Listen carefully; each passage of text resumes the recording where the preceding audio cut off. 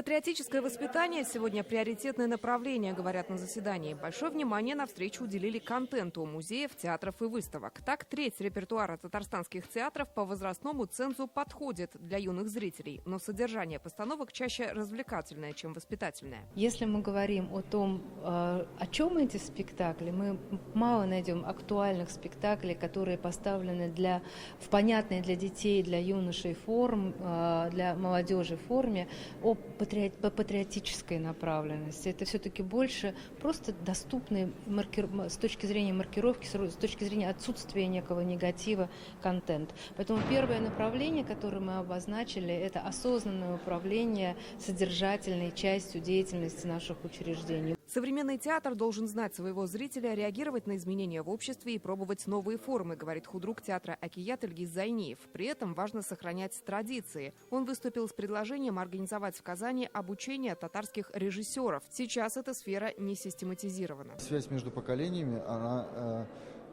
нельзя нарушать эту связь. Если одно поколение не будет учиться у другого, именно традиционный театр, национальное искусство, если это один раз потерять, потом это не восстановить, если даже попытаться восстанавливать какие-то вещи, это уже будет стилизация, это не будет настоящей традицией. Большую роль отводят и коммуникации. Семья, школа, учреждения культуры должны уметь работать вместе. Для воспитания патриотизма нужна среда, говорит Раис Татарстана.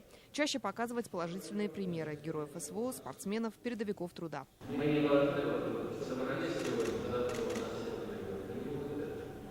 это годы системной работы всей системы. Вот очень важная часть нашей работы системного образования. Садик, школа.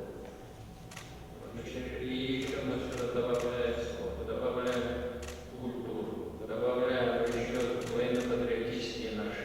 Вот у меня сейчас в руках прототип детской мягкой игрушки Барсика. Это талисман движения первых в Татарстане. Воспитывать патриотизм ненавязчиво, через символы и образы, создавать вдохновляющую среду и коллектив. Цель движения первых. Напомним, указ о создании аналога пионерии подписал президент России в июле прошлого года. Посвящение в первые прошли уже 10 тысяч татарстанцев. На сайте движения зарегистрированы 42 тысячи ребят. Мы не гонимся ни за каким количеством.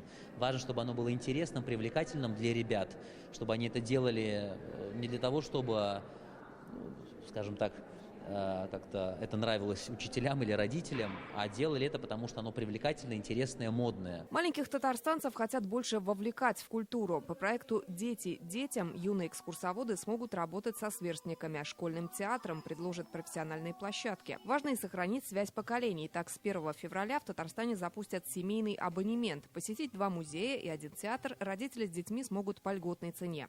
По проекту «Махалля» в сельских клубах пенсионеры будут вести кружки, а дети смогут в ответ научить их, к примеру, обращаться со смартфоном. Лина Зинатульна, Алмаз Единов, ТНВ Казань.